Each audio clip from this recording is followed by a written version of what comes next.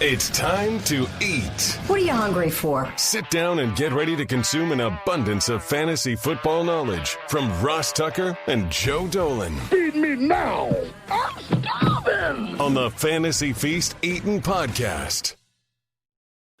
Yeah, let's eat, baby. It is the Fantasy Feast Eatin' Podcast, the perfect podcast for Thanksgiving week. Let's eat. Let's do it. He is Joe Dolan at FG_Dolan on Twitter from fantasypoints.com, where if you use the code FEAST, all of your wildest dreams will come true, or at least you'll be much more knowledgeable about football than you ever were previously, specifically fantasy football. I'm Ross Tucker, former NFL offensive lineman, bunch of teams. Doesn't matter right now. You can see him behind me if you check out our YouTube page, youtube.com/Ross Tucker NFL. And this might be the busiest day in the history of the Ross Tucker Podcast Network.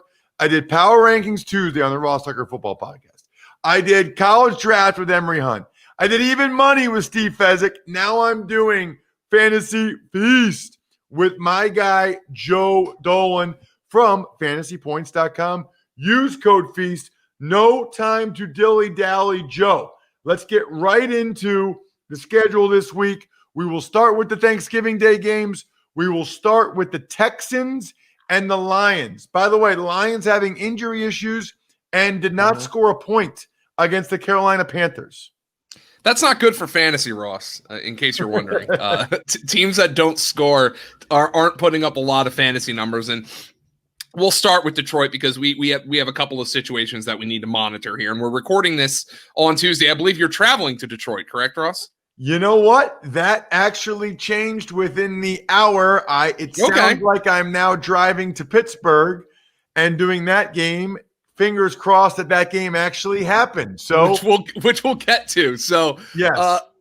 All kinds of craziness going on. Hell, your status just changed in the last hour. So look, Kenny Golladay got limited practice in on Monday. DeAndre Swift did not practice, so he's still in the concussion protocol. Danny Amendola had the hip injury. All those guys missed last week for Detroit. Matthew Stafford was playing through a hand injury, and everything just collapsed onto the Detroit Lions. And DeAndre Swift got the start last 2 weeks ago, and then I think even after our podcast came out, it was reported that he was in the concussion protocol for the Lions. Kind of a surprise addition, midweek addition to that concussion protocol, which obviously isn't good news for turning around on the short week then, and then playing on Thanksgiving. But I don't know how controversial it is to say that DeAndre Swift was kind of the engine that made the Lions go. It took them way too damn long to figure that out, as Adrian Peterson even alluded to. Like, hey, you guys should have involved him more weeks ago, Adrian Peterson said. And then Swift comes out of the lineup. Stafford's dinged. There's no Golladay. There's no Danny Amendola, and everything collapses for the Detroit Lions. Houston is not a bad matchup by any stretch of the imagination. But if DeAndre Swift doesn't play and or Kenny Golladay doesn't play, I don't know how you're going to have a whole lot of faith in this Detroit offense. Right now, we're staring at a 3-point line. Detroit underdogs by 3 at home with an over-under of 51.5. Seems like a lot of points for a team that couldn't score against Carolina, which certainly isn't one of the premier defenses in the NFL. Do you have any specific Thanksgiving week advice, like with the 3 games on Thursday, Joe? Does that change anything before I forget? So if you have guys who are potentially questionable, for a Sunday game, when you have more Thursday games, you might have to plug some guys in on Thursday with some level of certainty to go. But the advantage you have this week is there's no buys. So every team is playing this week. So it's not like, oh, I got my RB2 on bye and my RB3 is dinged up. I got to start this scrub in the Thursday night game. That doesn't exist. So while you have more Thursday games, you also have a full slate of Sunday games to go to. So there is no buys that you have to worry about. But if you're loaded up with guys on Thanksgiving, you might have to lean towards some of that certainty here on Thanksgiving Day. Maybe if you're playing a guy from Thanksgiving who's typically a flex, plug him into a running back or wide receiver spot so you have a little bit more flexibility with that flex spot on Sunday so you can make a decision later in the week. Got it. That makes sense. What about for the Texans? Well, the Texans got really going last week, and with Randall Cobb getting hurt, Kenny Stills got hurt last week. Nonetheless, Deshaun Watson, who is not going to be getting any MVP buzz, he's not going to get any MVP buzz because the Texans are 3-7, but he is playing the best football of his entire career right now, and he deserves a lot of credit. So against Detroit pressures the quarterback at the 4th lowest rate in the NFL per Sports Info Solutions. Deshaun Watson has been spectacular when he hasn't been pressured this year. According to Next Gen Stats, the Patriots got after him just twice last week, and you saw what happened. Deshaun Watson carved them up. It's a big game for Will Fuller and for Brandon Cooks. If you are looking for a Thanksgiving Day special, he's out of Bill O'Brien's doghouse. Kiki Kuti was so far in Bill O'Brien's doghouse that he was in the doghouse of the people who owned the doghouse. Like, that's how far in Bill O'Brien's doghouse Kiki Kuti was.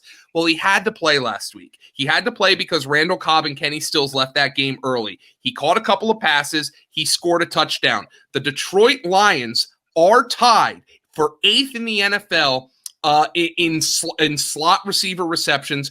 According to Pro Football Focus, Kuti has played about 81% of his snaps out of the slot. If you're playing those Thanksgiving Day DFS slates, you need to go dumpster diving somewhere. And there are 2 players you can do it with the Houston Texans. Kiki Kuti and tight end Jordan Akins, who had 5 catches for 83 yards last week, were a big part of what Deshaun Watson, those tight ends actually accounted for about over a third of Deshaun Watson's passing yards last week. Not something you typically see from Deshaun Watson and the Houston Texans. And I am going to piss people off right here, but the Detroit Lions give up the most fantasy points per game in PPR to running backs.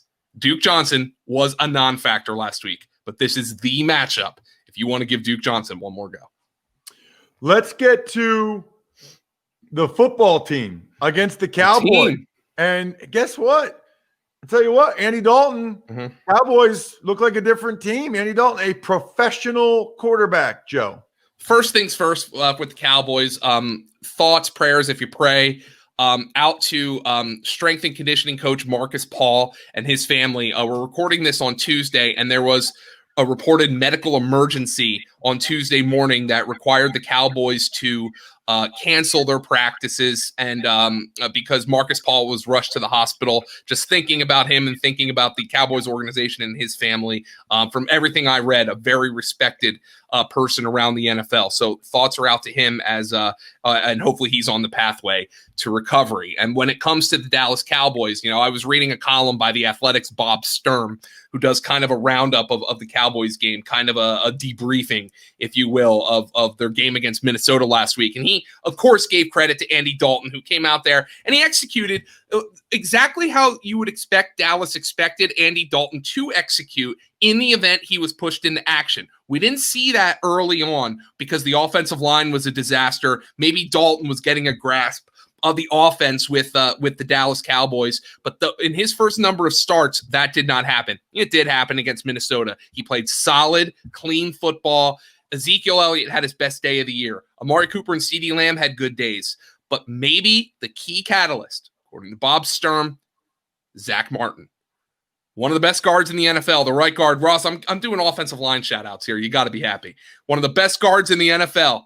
Kicks out to right tackle for the first time in his career and pitches a shutout against Minnesota. According to Bob Sturm, and I would tend to agree, maybe the key part of that Cowboy offense. And if he can be out there at right tackle and stabilize that offensive line, that is going to be huge for this Cowboy offense going forward. I don't know if you saw him, but I mean, just a heroic and a key performance that I don't think anybody's going to argue the Cowboys are good. But for our perspective, if it's going to allow Zeke Elliott to produce, if it's going to allow Andy Dalton to stay clean in the pocket and distribute to those receivers, it's good for our purposes.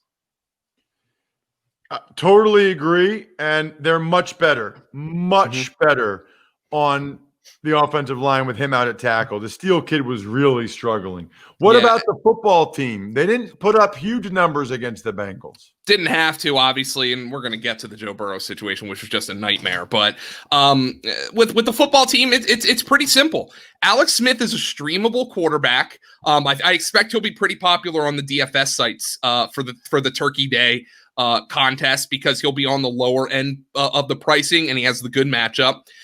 Keep an eye on the statuses. Not that there's anything to worry about here, but the Monday injury report had both Antonio Gibson and Terry McLaurin as did not practice for the team with ankle injuries. There doesn't appear to be a reason to worry here. And if you want to know about Antonio Gibson, Joe, J.D. McKissic had 29 targets in the previous 2 games. What the hell happened? Well, here's what happened. Washington had a lead the entire way against Cincinnati. When Washington leads, Antonio Gibson's the running back. When they're in hurry-up situations, they're playing from behind. J.D. McKissic's the running back because they trust him more in pass protection. Washington is currently a 3-point underdog to the Cowboys in this game. So that would suggest the game flow should be, at the very least, you should be able to be comfortable playing both Gibson and McKissic. That suggests kind of a 50-50 game flow split to me in this backfield. And Gibson is clearly the better runner. Nobody's going to argue that. But my job here is to analyze. Is a guy going to play? Why is he playing? Why is he not playing? It's simple with the team. When they are ahead, Gibson's the running back. When they're behind, McKissic's the running back. They're behind more often than not, which is why McKissic has played more often than not in recent weeks. Okay. Anything else we need to know on the football team? You can take a shot on Logan Thomas. Steven Sims is finally paying off some best ball shares because he scored a touchdown last week. Maybe he's a punt play on Thanksgiving Day slates for the team. But other than that, it's not really a great fantasy team, as you well know. Ravens are at the Steelers. Please have the football game be played. Otherwise, me making the choice to switch when I was given the option would not be good. I would out on the game. And we already know there won't be J.K. Dobbins or Mark Ingram. By the way, as we're recording this, they had 4 more positives. But it's 5 players, 4 staff members. We already knew 3 players. We already knew Brandon Williams, Mark Ingram, and J.K. Dobbins. So I guess it's 2 more players. And we don't know who they are at this point. And obviously, Ross, you need to buy some daddy sodas, so I'm hoping you get that paycheck. So we have to keep a focus on what's going on here and the players we know is going to be available for Baltimore. And I was getting ready when I was writing up my recap of this game, the Baltimore game last week. I was like, I'm finally going to be able to go on the Fantasy Feast podcast and say, holy crap, they committed to J.K. Dobbins, because they did. And they're going to commit to him going forward because I thought they were going to. And he's unavailable. And it's a huge bummer. He actually went nuts against the Steelers a couple of weeks ago, as did Mr. Gus Edwards, who is going to now have to start this game. He's going to be cheap on the DFS sites. So I would anticipate he's going to be popular in the Turkey Day contest against Pittsburgh, but they are going to have to run it with Gus Edwards. The problem for the Ravens is the passing game is utterly broken. Lamar Jackson is incapable of completing a ball down the field and outside the numbers. Hollywood Brown is shook right now. He's not only is the offense not working in his favor, but he's also dropping passes. He is droppable. He had a goose egg last week for Baltimore. Lamar Jackson is not playing well at all. The fact that their run game is now basically Gus Edwards and Justice Hill doesn't give me the warm and fuzzies. So if we're just looking at a standard league, you can play Lamar Jackson. You kind of have to at this point. I mean, you invested in him. Mark Andrews, fortunately, had a big game last week, so you can go to him. At wide receiver, I'm not playing anybody. I mean, Des Bryant hasn't caught a pass in 3 years, and he's catching passes, and Hollywood Brown isn't. The wide receiver position is broken for Baltimore, and I think you can play Gus Edwards. And if you are super desperate, take a shot on Justice Hill, who I also expect will be in some of those DFS lineups. But this is a bad matchup for Baltimore. They have COVID issues at the worst positions. Their offensive line is bad right now. It is not a very good football team, at least relative to what we expected the Baltimore Ravens to be. What do we need to know about the Steelers? Well, James Conner is going to have finally, I mean, his best game since the Jurassic period last week. And of course, Benny Snell steals his touchdown at the goal line. But when it comes to Pittsburgh, I think Ben Roethlisberger is a mediocre play against Baltimore. Over under a 45 in this game. That's pretty low these days.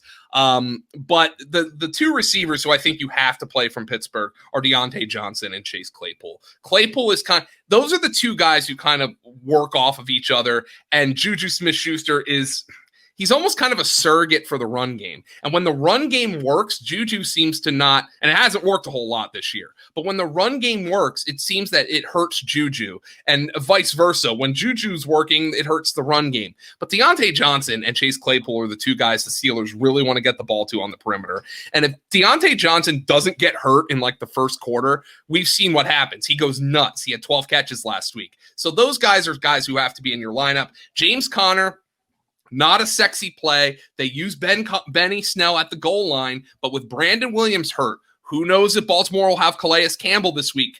He was doubtful last week with the calf injury. He's coming off a short week. Is he going to be able to play? There should be room to run in that game. Obviously, this is a Baltimore defense that now 2 weeks in a row has gotten shredded on the ground. First by Damian Harris, and then, of course, last week by Derrick Henry. Okay, let's move on to the Sunday slate. And we'll start with the Dolphins at the Jets. Ross, is it a good sign that the Miami Dolphins pulled Tua Tagovailoa in his fourth career start? No. For performance issues? Because I sure as hell don't think so. And, it brings me back to a couple weeks ago when we discussed that bizarre report from Adam Schefter that the Dolphins really want to take a look at Tua because they need to know if they need to draft a quarterback because they have a bunch of assets. And I thought it was bizarre at that time. I was like, the guy hasn't even played. But it read to me like they haven't exactly been impressed with him in practice. And then he comes out at that game against the Rams. He didn't have to do anything because the defense dominated. And then he puts together two pretty nice performances. And you're like, all right, he's not Justin Herbert lighting it up, but he's doing well enough. And then they bench him for performance reasons in a situation where you'd probably want to evaluate the guy, where he's got to lead his team from behind. Does not give me the warm and fuzzy feeling there for the Miami Dolphins. And look, he's going to start. Brian Flores says he's the starter. Well, if he's the starter, this offense takes a hit. It's a better offense when Ryan Fitzpatrick is at quarterback, okay? We know that. They're playing Tua to develop Tua. The fact that they didn't let him develop last week it's concerning to me. But there is a couple of guys who I think you can play for Miami, and then I'd probably ignore everybody else. Savon Ahmed, I would play the running back. Matt Breida barely played in his return. Patrick Laird actually played more snaps. So Ahmed, who had 18 opportunities in that game, he's been more involved than even Myles Gaskin was when Myles Gaskin was healthy. So Ahmed, I think, is kind of a flex play here. And then you take a shot on Devontae Parker. Maybe Jakeem Grant, because as we've seen, this Jet defense is a pass funnel defense. The Chiefs and the Chargers have decided we're not even going to try to run the ball against these teams. We are going to throw it. We're going to air it out. It has worked. I'm not saying that Tua is Patrick Mahomes or Justin Herbert, but you would think and hope that against this defense, they're like, dude, you've got to uncork it. You've got to put up numbers, and that could lend some positive production for Devontae Parker and for Jakeem Grant in this game. What about the Jets on the other side? Denzel Mims, not too bad. Right, and it's hurting Jamison Crowder, honestly. It's hurting him because he hasn't been putting up numbers. He was catching a ton of passes earlier in the season. The question is, will Jamison Crowder, if and when Sam Darnold returns to the lineup, because I actually think Joe Flacco's looked all right, if and when Sam Darnold returns to the lineup, is Jamison Crowder going to continue to produce at the level we saw with Sam Darnold? Or is Sam Darnold going to gravitate towards those outside receivers in Brashad Perriman and Denzel Mims, who have been producing of late? And I wish I had a good answer for that. But with 16 teams playing this week, I don't necessarily feel great about either of those guys. And we also have the issue in the backfield with Frank Gore probably taking over for a while here with Michael Pirine dealing with a high ankle sprain. So with the questions about Darnold, again, we're recording this on Tuesday with the holiday and everything this week. The Jets are just not a fantasy team I'm gravitating towards in this tough matchup with Miami. I agree. Let's get to the Cardinals and the Patriots. Very curious about your thoughts on this one. As we record right now, Kyler Murray is dealing with an AC sprain in his shoulder. There doesn't seem to be a serious concern that it's going to cost him some time, but obviously that would be a massive loss in multiple fashions. Kyler Murray said himself this week that he thought it was precautionary, which is very good news. I would anticipate he plays, but keep that in mind that was something that's popped up. With Arizona, kind of a team right now where you're looking at the backfield as something that needs to be monitored as well, because Kenyon Drake, he played well a couple weeks ago, came out, he scored the touchdown against the Seahawks last week, and he starts actually producing as a receiver, and then he leaves with an injury, with what looked like kind of an ankle foot injury, and Chase Edmonds comes in and produces, and we know how it goes. If Kenyon Drake doesn't play, Chase Edmonds is a strong RB2. If Kenyon Drake does play, they're both kind of flex options, especially with 16 teams on the docket. Now, with New England on the other side here, you're hoping that DeAndre Hopkins is able to overcome the Stephon Gilmore matchup. You would think he's going to be able to get his, but this should also be another strong week for Christian Kirk. It hasn't happened the last couple weeks, but I still feel like that Kirk, a re-bust out game is going to be coming sooner rather than later. What about New England, Joe? Burkhead torn ACL. He's done. Your thoughts on the Patriots? Well, Cam Newton threw the ball really well last week. Believe it or not, week 11 of the 2020 NFL season is the first time that Cam Newton completed a touchdown pass to a wide receiver this year, and that was to Damiere Byrd down the field. So all of a sudden, Damiere Byrd's getting open down the field. Jacoby Myers is becoming less of a factor. These guys are like wide receiver threes. I mean, Damiere Byrd's like a wide receiver 4 at best.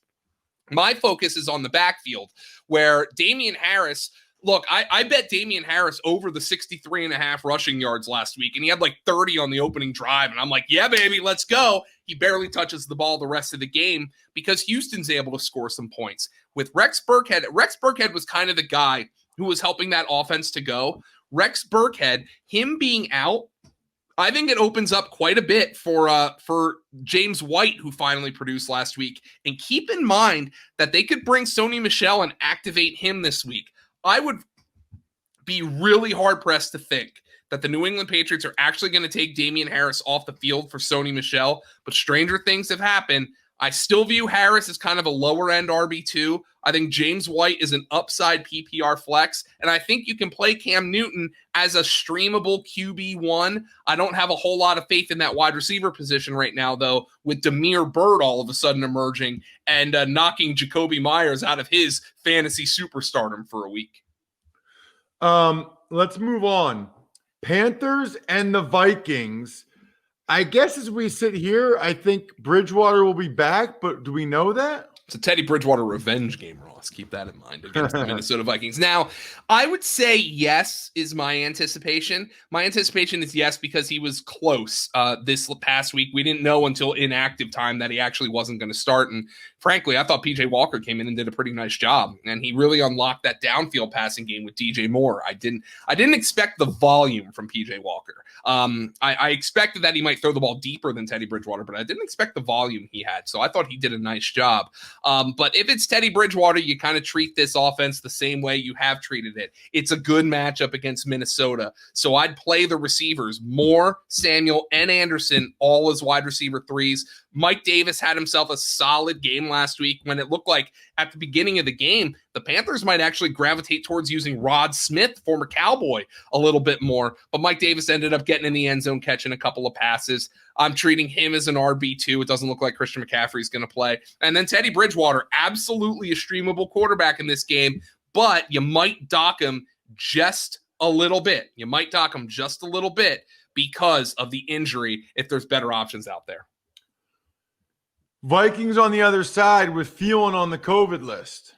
Yeah, he's on the COVID list. Now, forgive me if I'm wrong here, Ross. I don't believe we've heard to this point if he's tested positive or if he's just a close contact. If he has not tested positive, I don't think if he has not tested positive, he should be able to be cleared in time for Sunday, presuming he doesn't test positive. So I'm not going to make a judgment there. But obviously, if he plays, you have to play him. You have to play Justin Jefferson at this point. And I know for big time fantasy receivers, it seems like these guys are more at risk of a goose egg than just about anybody else because, if Mike Zimmer gets his druthers, he'd run the triple option. He wants to run the football. He wants Dalvin Cook to touch the ball 30 times a game. But if it, like last week we saw against Dallas, they had to throw it. Cousins throws 3 touchdowns. Thielen leads the NFL in touchdowns, so he's getting in the end zone at Gronkian levels. You just have to play these receivers. Cousins is a more than viable streaming quarterback this week against a bad Carolina defense. And, I mean, Dalvin Cook, he's the number one player in fantasy right now, so there's no decision to make there. You got that right. How about Browns, Jags? I think, is it going to be Minshew mania again for the Jags? If Minshew is cleared, I think it's going to be because Jake Luton is in over his head. I mean, he's a 6th-round rookie. He had a tough matchup against Pittsburgh. Look, he threw 4 interceptions. He had a really tough matchup. And you don't want to hold that against him, but I would think it would go back to Minshew. And for Jacksonville, what's going on with Laviska Shenault? Because if Laviska Shenault plays, then maybe your Keelan Cole, who you might have been plugging in there every now and again, he drops out. I liked Chris Conley this past week, and I put him in some DFS line, a really good DFS week, but I put him in some DFS lineups and it didn't work out. He had 8 targets the previous couple games, but he caught just 1 pass against Pittsburgh. So if Laviska Shenault comes back, it really becomes DJ Chark or bust for me at wide receiver for the Jacksonville Jaguars, even if Gardner Minshew is able to play. Keep an eye, by the way, on the status of Myles Garrett, because if Myles Garrett can't play, that makes this matchup even easier for a Gardner Minshew and or Jake Luton, because Denzel Ward, the top corner for the Browns, he's going to miss some time with a calf strain, which is good news for DJ Chark in this game. So hopefully the weather's good enough down there in Jacksonville for Gardner Minshew, DJ Chark, whoever, to take advantage of the fact that the Browns will not have Denzel Ward and they might not have Myles Garrett, who's on the COVID list. And for Jacksonville, obviously, you're playing James Robinson each and every week. He is their hammer RB. And even on this bad team, he's been managing to hold RB1 value for fantasy. Next up, we've got the DraftKings game of the week. It's Titans. Oh, I'm sorry. Let me take a step back. I forgot the Browns. I got so excited about the Jags, I forgot the Browns. Browns, go. Oh, they're such a hard team to break down because they've played 3 consecutive games in Cleveland in horrible weather. You had the terrible wins in their previous 2 games. I think it was against the Houston Texans and against the Raiders. And then they were playing in a monsoon against Philadelphia. So the passing game has just not been a factor for Cleveland. And I know Baker Mayfield struggled and has struggled for a significant portion of this season. But does the passing game take a step forward if they're actually able to play in good weather? That's a question that I'm not really sure I'm comfortable answering. If you're going dumpster diving for DFS, you can go after Kadarrell Hodge or Rashard Higgins for the Cleveland Browns this week. The one guy, I mean, I hate to write the epitaph, but Jarvis Landry, man, he is playing so hurt. The ribs, the hip. He had 2 targets against Philadelphia last Sunday. He has had one game in his 7-year NFL career in which he had fewer than 2 or fewer targets. And that was his first ever game in 2014 when he had 1 target.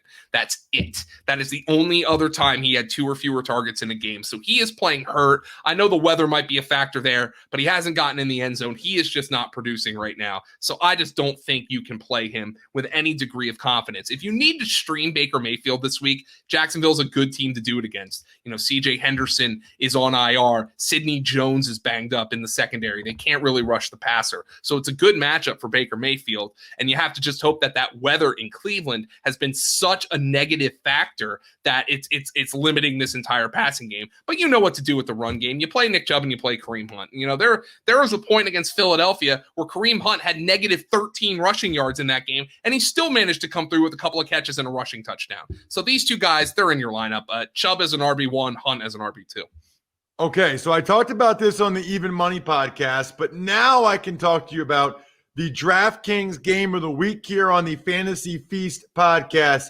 It is the Titans against the Colts at the Colts. Titans are getting 3.5 points on the DraftKings Sportsbook app, and the total is 51 at DraftKings, Joe. Very curious. Usually the Titans, narrow fantasy team. Colts are kind of all over the place, which is one of the reasons why I wanted to make this the DraftKings game of the day.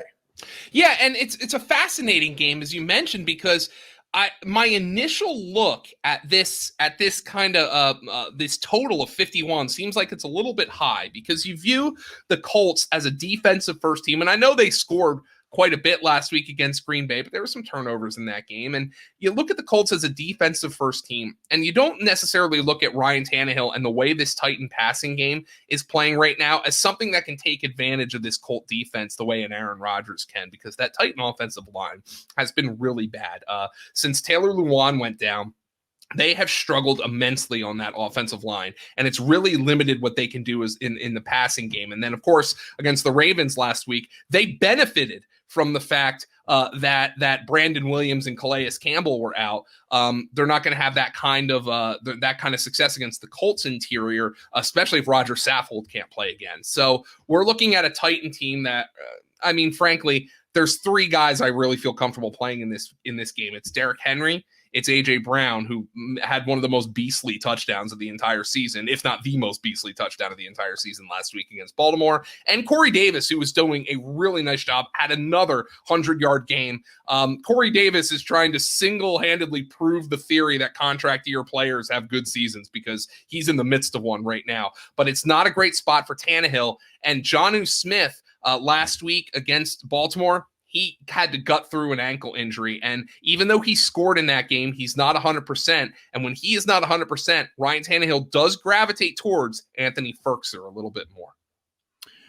On the other side, you've got the Colts. And I want to get your thoughts on them with the running backs, the receivers, the tight ends, the whole deal. I am so sick of this, Ross. One of the things about coaches in the NFL is they'll always say, coaches always are going to say in the backfield, we're going to ride the hot hand. Coaches always say that. Well, the Colts actually mean it. They actually do it. And we've seen multiple times in each of the past, like in the past month, when Nyheim Hines has been the hot hand.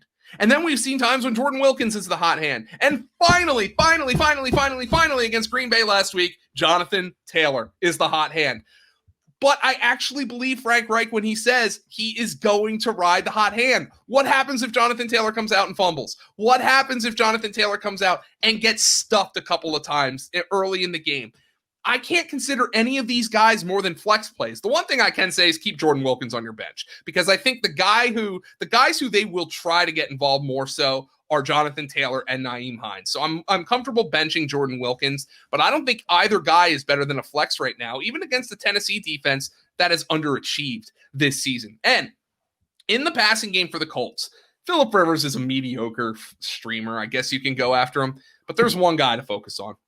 And he took that shallow cross, 46 yards to the end zone, the rookie out of Southern California, with NFL bloodlines, Michael Pittman. He is the guy for the Indianapolis Colts.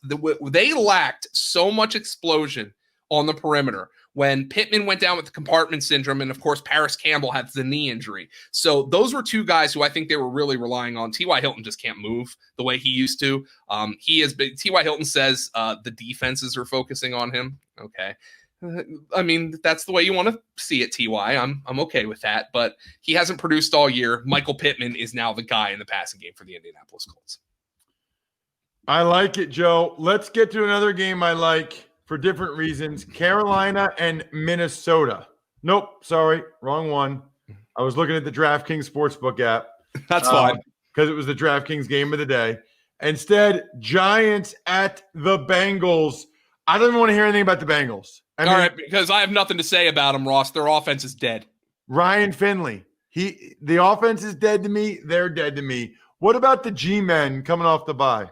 Obviously they started to get some juice, and now, they're looking and saying, hey, do we have the best offense in the NFC East? Philadelphia is a disaster. Dallas, I think, can lay stake claim to that after we just broke down Zach Martin and Andy Dalton and what they've brought to the table. But Daniel Jones is playing with some confidence. He's third among quarterbacks in rushing yards, behind just Kyler Murray and Lamar Jackson. So he's having a really nice season on the ground. He's starting to get the ball a little bit to Sterling Shepard and Darius Slayton. Evan Ingram's still there. Wayne Gallman's running the ball pretty well. So I view Wayne Gallman actually as a really nice RB2 this week.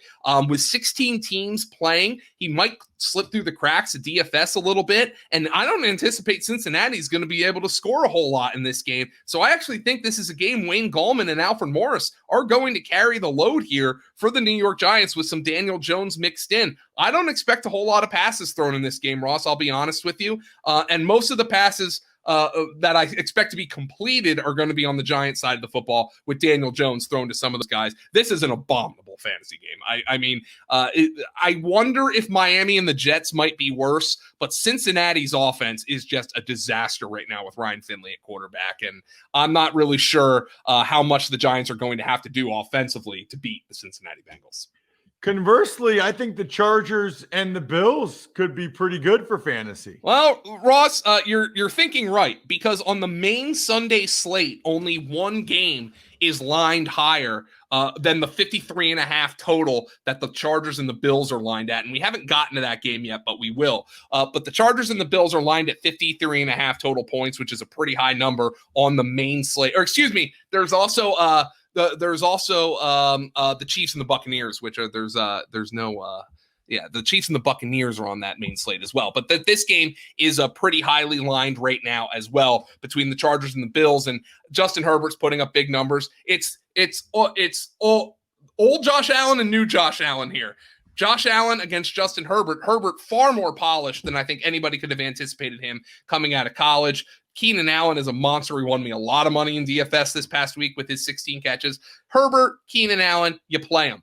Keep an eye on the backfield for the Chargers, because the Chargers, according to reports today, are going to activate the 21-day window for Austin Eckler to return from IR. That doesn't necessarily mean he's going to play this week, but it could be the end of the line. This could be the last week you can use Kalen Ballage with any semblance of confidence if you have Ballage for fantasy. But when it comes to the Chargers, Keenan Allen and Justin Herbert are locks in your lineup right now.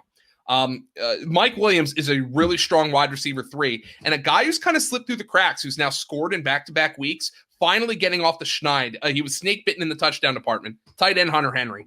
Justin Herbert really looks for him in the red zone. So the Chargers are a full steam ahead fantasy team. Justin Herbert now, unfortunately, with the injury to Joe Burrow, is a complete lock for the Rookie of the Year award. What about the Buffalo Bills coming off the bye? The Buffalo Bills are kind of in the similar boat. I mean, this Charger defense has been giving up a lot of points. Now, Joey Bosa's back, which hurts matters. But you're playing Josh Allen. Stephon Diggs is obviously in your lineup. Smokey Brown, John Brown, needed this bye week. He needed it so badly to get healthy. He's a wide receiver 3. Cole Beasley is a wide receiver 3. And this run game, you have two guys who are flex plays, and you hope one of them gets in the end zone with Zach Moss and Devin Singletary. It is all about the passing game for Buffalo, and I expect they'll be able to throw it against the Chargers and throw it effectively. Okay, Raiders, Falcons to wrap up episode number 1 this week. Raiders, man, they're looking good. Falcons, that was disappointing against New Orleans. Of the early slate of games, the 55.5 between the Raiders and the Falcons is the highest number, but I wonder if that's a little bit too high. The Raiders have done a really good job. Paul Gunther has done a good job defensively. I don't know. I mean, look, they got beat by the Chiefs. They got beat by Patrick Mahomes. People get beat by Patrick Mahomes. That's kind of what happens. That's the way the NFL goes. But they've done a good job, better than most on Patrick Mahomes, basically better than anybody this year on Patrick Mahomes. And Matt Ryan has been a completely different quarterback with Julio Jones in the lineup versus Julio Jones without him in the lineup. I think that should be self-evident. Julio Jones is one of the greatest receivers in the history of professional football. However, Matt Ryan, when Julio Jones is out of the lineup, and I'm going to consider last week's game as one where he was out of the lineup because he wasn't in there consistently, Matt Ryan has been basically not even a backup quarterback for fantasy without Julio Jones. With him, he's been a top 10 quarterback for fantasy. So Julio Jones' status is massive, both for fantasy in this game, but also for the number in this game. 55.5 is the total. The Atlanta Falcons are 3-point underdogs at home. Those numbers, that might look long in terms of a total if Julio Jones doesn't go, and that 3-point underdog for Atlanta might look short if Julio Jones is unable to go in this game. You play Calvin Ridley. Russell Gage, I think, is viable if Julio doesn't go. The big disappointment for Atlanta last week was 0 catches for Hayden Hurst, who has been pretty consistent, but That was a stinker. And if they don't have Julio Jones, the recent history suggests it's going to be a stinker for the Atlanta Falcons. As for the Raiders, Derek Carr, man, this is crazy.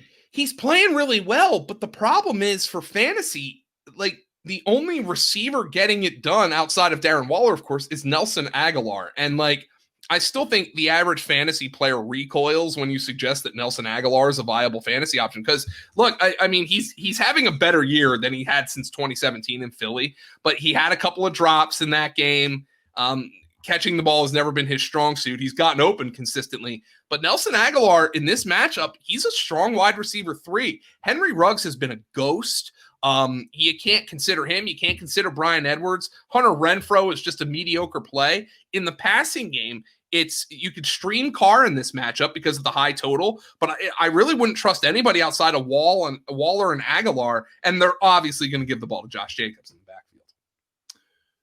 You got that right, Joe. You also got a whole other episode coming with all the late games to get to. There's 3 late games, a Sunday nighter, a Monday nighter. That's why we do 2 episodes, to make them more easily digestible for you here. Go to fantasypoints.com, use the code FEAST. That's all I have to say about that. I'm stuffed. Thanks for listening to the Fantasy Feast podcast. Make sure to also subscribe to the Ross Tucker Football Podcast, Even Money, Business of Sports, and the College Draft. All available at Apple Podcasts, rosstucker.com, or wherever podcasts can be found.